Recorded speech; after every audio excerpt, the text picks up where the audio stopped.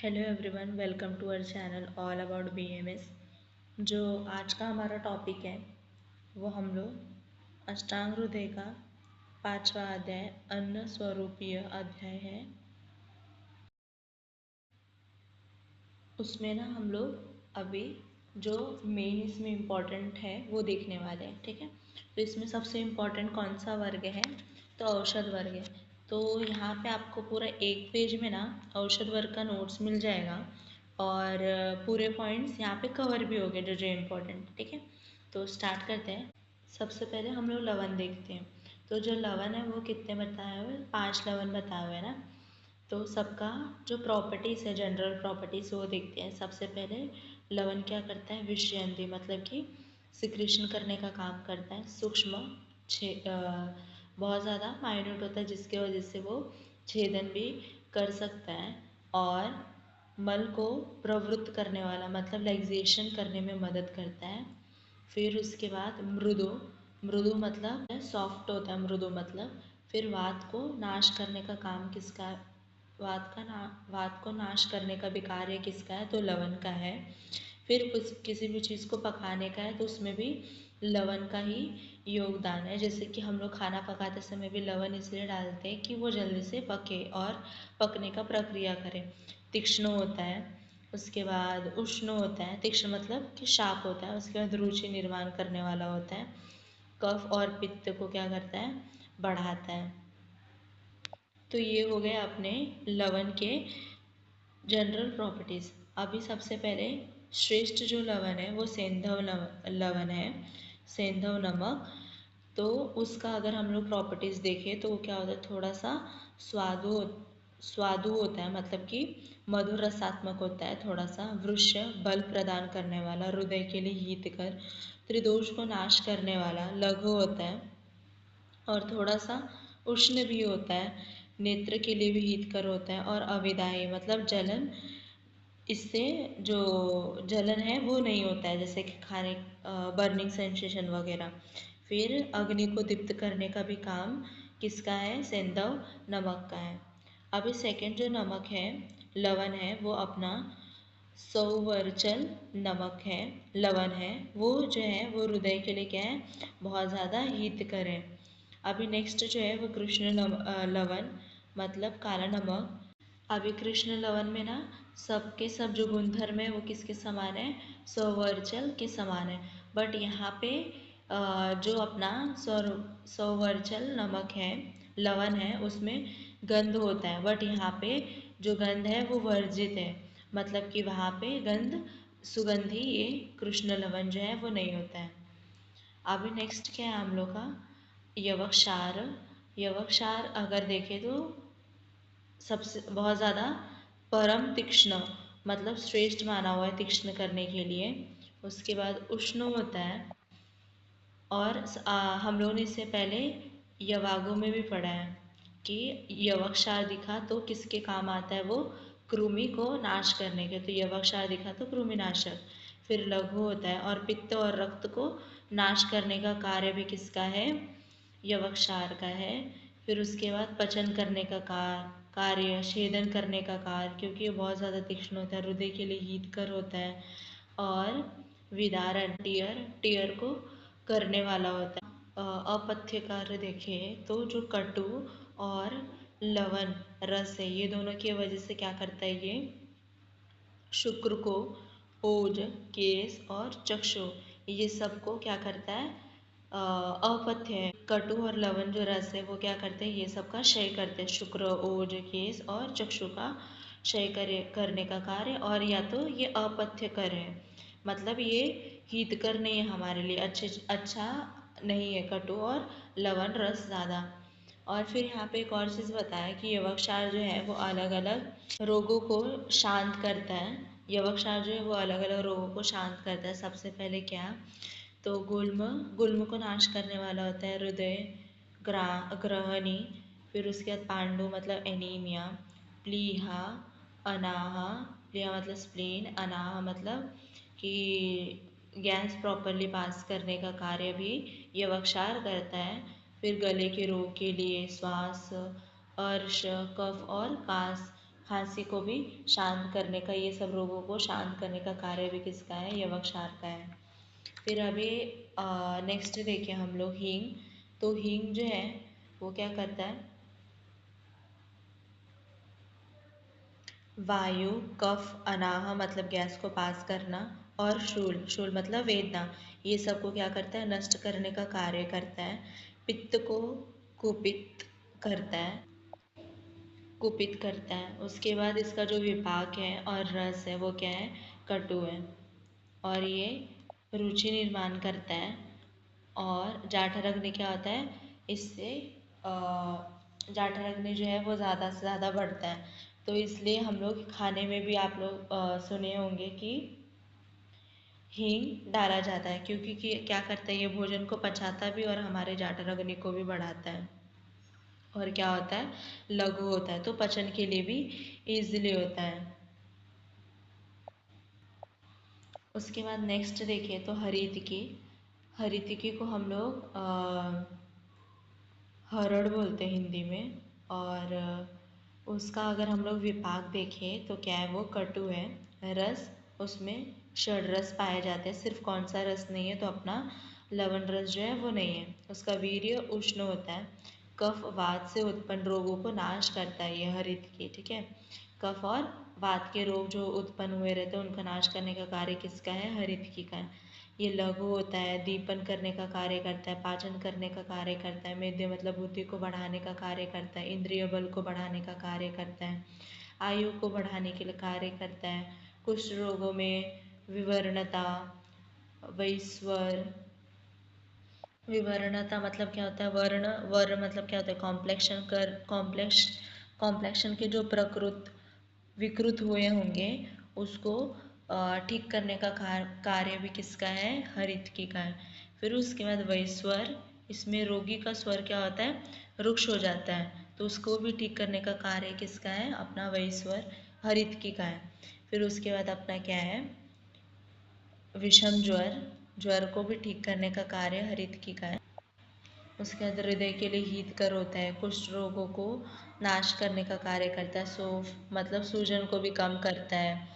फिर उसके बाद अतिसार मतलब कि डायरिया, डायरिया को भी खत्म करने का कार्य करता है। प्रमेह डायबिटीज़ को, मोह मूर्छा वमन मतलब कि उल्टी हो रहा है उसमें, कृमि को नाश करने के लिए श्वास का स्प्लीहा रोग और अनाह, गर्विश, उसके बाद उदर रोग, फिर विबंध ऑब्स्ट्रक्शन वगैरह को, गोल्ड ट्यूबर को, ओरो स्तंभ, अगर चेस्ट के रीजन में कुछ प्रॉब्लम वगैरह हुआ, ऑब्स्ट्रक्शन हुआ, ओरो मतलब चेस्ट और स्तंभ मतलब ऑब्स्ट्रक्शन हुआ हो, तो उसका भी नाश करने का कार्य हरितकी करता है। और ये जो है वो जितने भी अरुचि रोग हैं उनको नाश करने का कार्य करता है, शांत करने का कार्य करता है, मतलब रुचि को निर्माण करता है। उसके बाद अगर हम लोग देखें फिर औषध वर्ग में कौन है, तो आमल की, आमल की मतलब क्या होता है, आंवला, ठीक है। तो इसके भी गुण धर्म किसके समान है, हरितकी के समान ही है। उसके बाद इसका वीर्य देखें तो शीत है, रस अम्ल है, और श्रेष्ठ किस में कार्य करता है, तो पित्त और कफ को कम करने का कार्य किसका है, आमलकी का, और सबसे ज़्यादा श्रेष्ठ है। जैसे कि अभी हम लोगों ने देखा था कि तीक्ष्ण सबसे ज़्यादा कौन है, परम यवक्षार है ना, वैसे ही आमलकी जो है वो सबसे ज़्यादा श्रेष्ठ है पित्त और कफ को कम करने के लिए। फिर उसके बाद अक्षु, अक्षु मतलब क्या, विभीतक, ये भी एक तरह का द्रव्य है जो कि बहुत ज़्यादा इम्पॉर्टेंट है। इसका विपाक जो है कटु होता है, वीर्य शीत होता है, और ये केस के लिए क्या होता है, पथ्य कारक होते हैं। फिर उसके बाद इसके भी गुण धर्म किसके समान है, हरितकी के समान है। और इसमें ना त्रिफला आता है, त्रिफला जो है वो बहुत बहुत ही ज़्यादा इम्पोर्टेंट है। वो क्या, बहुत चीज़ों को बैलेंस करने का कार्य करता है, और बहुत इसके गुणधर्म जो है बहुत ही ज़्यादा अच्छे। जैसे कि अभी हम लोगों ने देखा कि हरितकी के कितने सारे गुण हैं, और उसके समान ही विभीतक और आमलकी के भी गुण हैं। तो ये तीनों के कॉम्बिनेशन को ही हम लोग क्या बोलते हैं, त्रिफला बोलते हैं। हरित की, आमल की और अक्षय या तो विभितक। और इसके गुणधर्म आप लोग देख सकते हैं, लघु, फिर दीपन करने के लिए, पाचन करने के लिए, बुद्धि के लिए, इंद्रिय बल के लिए, आयु के लिए, ऐसे बहुत सारे इनके अनगिनत, ऐसे इनके बहुत सारे गुणधर्म हैं। तो इसके लिए त्रिफला जो है बहुत ही ज़्यादा इम्पॉर्टेंट औषध औषध द्रव्य है चिकित्सा करते समय। उसके बाद त्रिजात क्या होता है, त्रिजात में ना 4 चीज़ें आती हैं। सबसे पहले एक तो त्वक, पत्र, एला और नाकेशर। नहीं, त्रिजात में त्वक, पत्र, एला आता है, ठीक है। इसको हम लोग त्रिजात बोलते हैं। तो ऐसे आपको एमसीक्यू आ सकते हैं कि त्रिजात किसको किसको कहा जाता है, तो समझिए चारों का नाम दिया होगा और यहाँ पे आपको मार्क करना रहेगा कि ये नहीं है, ठीक है, तो इसको मार्क करेंगे। फिर उसके बाद ये सब आपको एमसीक्यू में ही मिलने आएगा ये चैप्टर, और इम्पॉर्टेंट भी है औषध वर्ग मेनली। उसके बाद चतुर्जात अगर हम लोग देखें, चतुर्जात में क्या है, त्वक, पत्र, एला और नाकेशर, सिर्फ इसमें नाकेशर ऐड होता है। फिर उसके बाद जो हमारा नेक्स्ट टॉपिक है वो मरीच है। तो मरीच के अगर हम लोग गुणधर्म देखें, उसका रस जो है वो कटु है, विपाक जो है वो भी कटु है। फिर मरीच जो है वो कफ को नाश करता है और हल्का होता है पाचन के लिए। फिर उसके बाद देखिए नेक्स्ट औषध, तो वो अपना पिप्पली है। पिप्पली जो है उसके जैसे जो एक गीला पिप्पली होता है और एक सूखा, ठीक है। गीला वाला क्या करता है, कफ को वर्धक करता है, कफ को बढ़ाता है, और उसका वीर्य क्या है, शीत है, गुरु है और स्निग्ध है। वैसे अगर हम लोग सूखी पिप्पली का देखें तो वो क्या करता है, स्निग्धता निर्माण करता है, वृश्य कारक है, बल को प्रदान करने का कार्य करता है। उसका रस जो है वो कटु है और उसका विपाक क्या है, मधुर है, ठीक है। और वात, कफ, कास, श्वास, ये सबको नष्ट करने का कार्य किसका है, पिप्पली, सूखी पिप्पली का, ठीक है। तो ऐसे करके ये आपको आ सकता है एमसीक्यू वगैरह में। फिर उसके बाद नेक्स्ट देखें तो अपना नागर है। नागर को हम लोग मराठी में सुंठी बोलते हैं।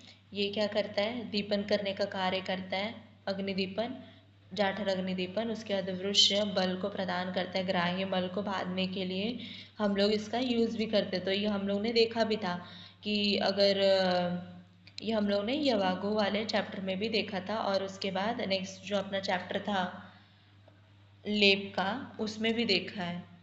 फिर उसके बाद हम लोग देखें उसके और गुणधर्म, तो ये उष्ण होता है, थोड़ा सा उष्ण गुण का होता है, हृदय के लिए हितकर होता है, विबंध को नहीं करता है, रुचिकारक होता है और लघु होता है। इसका विपाक जो है वो मधुर है, स्निग्ध होता है, उष्ण होता है, कफ और वात को क्या करता है, नाश करने का कार्य करता है। क्योंकि ये इसका विपाक क्या है, मधुर है, तो इसके वजह से वो क्या करेगा, कफ को नाश करेगा। फिर उसके बाद अगर हम लोग नेक्स्ट औषध देखें तो आद्रक, आद्रक मतलब अदरक, वो इसके भी गुणधर्म किसके समान है, तो नागर के समान है, ठीक है। मतलब ये भी दीपन करता है, वृश्य कारक है, ग्राही है, उष्ण गुण का होता है, हृदय के लिए हितकर, विबंध ऐसा, ठीक है, विबंध नहीं करता है। फिर उसके बाद अगर हम लोग त्रिकटु देखें तो ये भी एमसीक्यू आ सकता है। त्रिकटु किसको किसको बोलते हैं, तो नागर, पिप्पली, काली, मरीच, ठीक है। ये मतलब मरीच को, ये ब्लैक पेपर, ये तीनों को हम लोग क्या बोलते हैं, त्रिकटु बोलते हैं। फिर उसके बाद अगर हम लोग पिप्पली और चव्य के गुण देखें तो उनके गुण जो है वो ऑलमोस्ट किसके समान है, मरीच के समान है। और पिप्पली का अलग अगर हम लोग ऐसे देखें तो पिप्पली क्या करता है, स्थूलता निर्माण करता है, अग्निमांद्य करने का कार्य करता है, श्वास, ब्रेथलेसनेस, खांसी वगैरह, श्लीपद मतलब कि हाथी पाँव को हम लोग श्लीपद बोलते हैं, और पीनस, ये सब रोगों में हम लोग क्या करते हैं, पिप्पली का यूज़ करते हैं। और ये सब नाश करने का कार्य कौन करता है, तो अपना त्रिकटु। त्रिकटु को हम त्रिकटु कौन कौन से, तो अपना नागर, पिप्पली और मरीच। और पिप्पली और चव्य के गुण देखें तो उसके किसके समान है, मरीच के गुण के समान ही है। अभी नेक्स्ट जो टॉपिक है, ये नाम आपको याद करना पड़ेगा, पंचकोल। पंचकोल में क्या क्या आता है, तो पिप्पली, पिप्पली का मूल, रूट, चव्य, चित्रक, नागर। इसे बार बार बोलेंगे तो याद हो जाएगा, पिप्पली, पिप्पली मूल, चव्य, चित्रक, नागर। फिर उसके बाद अगर हम लोग देखें पंचमूल, तो पंचमूल में दो तरह के पंचमूल है, एक तो बृहद और एक लघु। तो बृहद पंचमूल में अपना क्या क्या आता है, बिल्व, काश्मीरी, तरकारी, पाटला, टेंटू, शोना। टेंटू को हम लोग शोना भी बोलते हैं। तो आप ऐसे याद कर सकते हैं, पापला, पाटला, शोना, तरकारी, काश्मीरी और बिल्व। फिर उसके बाद अगर हम लोग इसके गुणधर्म देखें, तो ये कषाय रसात्मक होता है, तिक्त होता है, तिक्त और कषाय रसात्मक होता है, उष्णता निर्माण करता है और कफ और वात को जीतने वाला होता है। अगर हम लोग इसके गुणधर्म देखें, तो ये कषाय रसात्मक होता है, तिक्त रसात्मक होता है, उष्ण होता है और कफ और वात को जीतने वाला रहता है।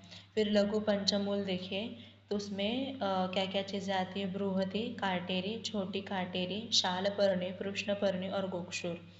इसका विपाक और रस जो है वो मधुर होता है और ये त्रिदोष को जीतने वाला, मतलब त्रिदोष पे विजय को निर्माण करने वाला, त्रिदोष को शांत करके रखने वाला। फिर न तो अधिक ये ठंडा होता है और न गर्म होता है। फिर उसके बाद अगर हमारा नेक्स्ट औषध द्रव्य देखें, वो अपना मध्यम पंचमूल होता है, जो मीडियम साइज के होते हैं। तो उसमें क्या क्या आता है, बला, पुनर्नवा, एरंड, शूर्पपर्णी, द्वे, मूंग पर्णी, माशपर्णी, ये सब इसके अंदर आता है। बला, पुनर्नवा, एरंड, शूर्पपर्णी, द्वेमूंगपर्णी और माशपर्णी। ठीक है। फिर उसके बाद जो नेक्स्ट है जीवनीय पंचमूल देखे, तो उसमें क्या क्या आता है, अभिरु मतलब शतावरी, वीरा मतलब काकोली, उसके बाद जीवंती, फिर जीवक और ऋषभ। ठीक है। तो वो क्या करते हैं, चक्षु के लिए पथ्यकारक होते हैं, वृष बलवर्धक होते हैं, पित्त और अनिल, वात और पित्त को नाश करने का कार्य जीवनीय पंचमूल का होता है। फिर अभी नेक्स्ट जो है वो तृण पंचमूल। तृण पंचमूल में कौन कौन से द्रव्य आते हैं, तो सबसे पहले दर्भ, कांस, ईख, सर और शाली। ठीक है। तो ये पांचों द्रव्य भी आ सकता है। तो ये आपको हम लोग को अभी एमसीक्यू में भी आया था तृण पंचमूल में। तो ऐसे करके कुछ भी एमसीक्यू आ सकता है, और उसमें 4 द्रव्य दिए हुए थे और बताना था तृण पंचमूल कौन से हैं, तो आपको वहाँ पे पुश करना था। तो ऐसे करके आपको एमसीक्यू आ सकते हैं इसमें। और ये क्या कार्य करता है, पित्त को नाश करता है। तो आई होप ये जो औषध वर्ग है आपको क्लियर हुआ होगा। और वीडियो अच्छी लगी तो चैनल को सब्सक्राइब कीजिए, वीडियो को लाइक कीजिए। Thanks for watching.